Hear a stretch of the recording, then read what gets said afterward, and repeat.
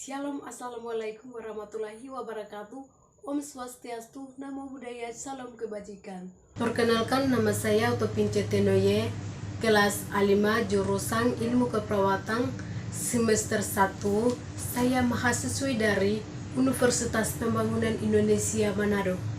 Pada saat ini saya akan menjelaskan sebagian materi tentang yang pertama, sejarah perkembangan bahasa Indonesia, yang kedua, fungsi dan kedudukan bahasa Indonesia, yang ketiga, ragam bahasa Indonesia, yang keempat, kalimat efektif untuk memenuhi tugas UTS dengan mata kuliah Bahasa Indonesia.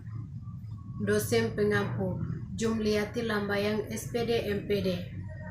Sejarah perkembangan bahasa Indonesia. Bahasa Indonesia terlebih dahulu dikenal sebagai bahasa Melayu. Baru semenjak tanggal 28 tahun 2028, bahasa Indonesia resmi dipakai oleh negara Indonesia sebagai bahasa nasional. Setelah perkembangan bahasa Indonesia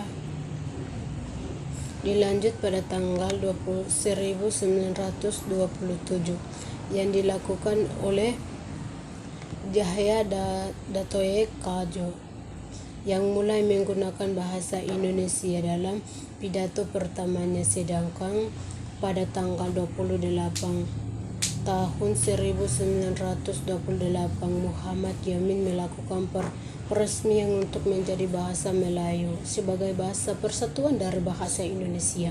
Kemudian tahun 1933 mulai berdiri para sastra muda seperti halnya Punjangnya baru yang tentunya dipimpin oleh Takdir Alis Babjo, yang kemudian penyusun tata bahasa baru dari bahasa Indonesia pada tanggal 1936 dan pada tanggal 25 hingga 28 Juni tahun 1938 mulai diselenggarakan Kongres Bahasa Indonesia yang mana penggunanya berlanjut hingga saat ini.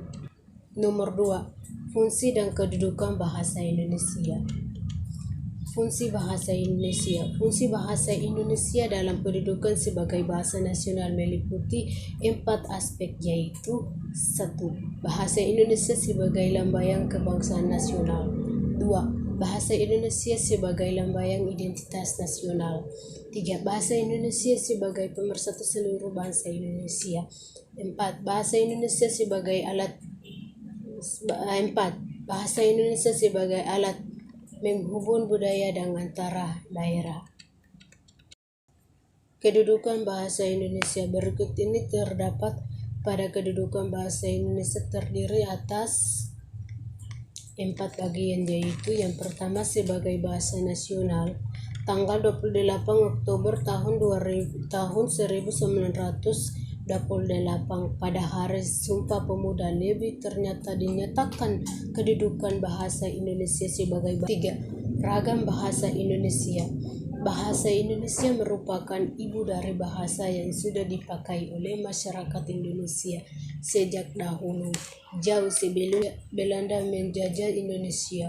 Namun tidak penggunaan bahasa Indonesia itu tidak sesuai dengan ejaan maupun kamus besar bahasa Indonesia.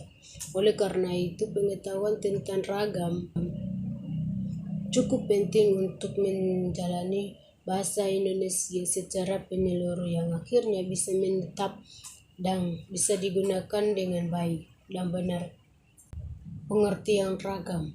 Ragam bahasa adalah variasi bahasa menurut pemakaian yang berbeda menurut topik yang dibicarakan menurut hubungan pembicaraan kawan, seperti kawan bicara, orang yang bicara, serta menurut medium pembicaraan baku.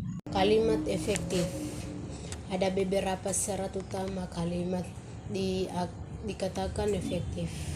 Di antaranya mengikuti kaidah kebahasaan yang baik dan benar. Promosi UNPI, Kampus Universitas Pembangunan Indonesia Manado. Saat ini saya akan mengajak teman-teman atau saudara-saudari untuk bergabung dengan kami di Kampus Universitas Pembangunan Indonesia Manado. khususnya Fakultas Keperawatan yang sudah berakreditasi B. Yuk, Anda yang ingin bergabung bersama kami di kampus, kami akan menunggu di kampus tercinta Universitas Pembangunan Indonesia Manado. Yuk, Anda jangan lupa like, komen, dan link. Terima kasih.